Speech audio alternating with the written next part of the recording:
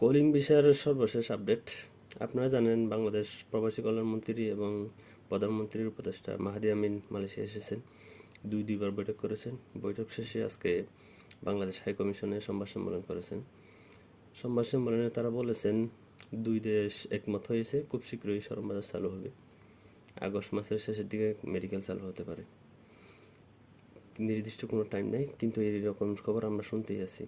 অন্তর্বর্তীকালীন সরকার থেকে শুরু করে বিএনপি সরকার পর্যন্ত এই পর্যন্ত 7 থেকে 8 বার মালয়েশিয়া এসেছে, মিটিং করে চলে গেছে।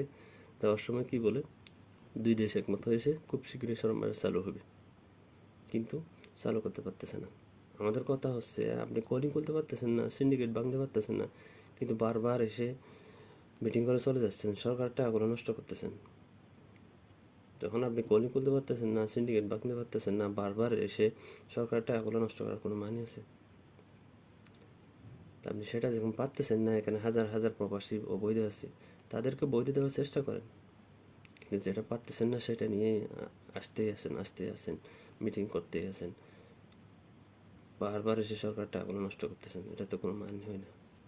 আপনি কলিং করতে পারতেছেন না, সিন্ডিকেট ভাঙতে পারতেছেন না, তারপরে বারবার আসতেছেন, বারবার এসে মিটিং করতেছেন। মিটিং শেষে কি বলতেছেন, দুই দেশ একমত হয়েছে খুব শীঘ্রই সংবাদ চালু হবে।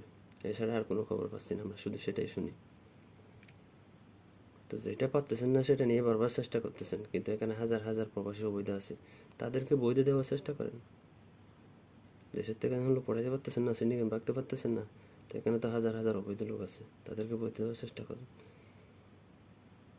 আপনারা সিন্ডিকেট ভাঙতে পারতেছেন না, ওখানে নেপাল থেকে লোক আসতেছে, ইন্দোনেশিয়া থেকে লোক আসতেছে। তো লাস্টে আপনারা কলিং করবেন, কলিং করলে এখানে লোক পাঠাইবেন, লোক কাজ পাবে না, বেতন পাবে না, ওই 2024-এর কলিংয়ের মতো। তো সেটা করে লাভ কি? তো যেটা পারতেছেন না সেটা বাদ দেন, এখানে হাজার হাজার অবৈধ প্রবাসী আছে, তাদেরকে বৈধ দেওয়ার চেষ্টা করেন।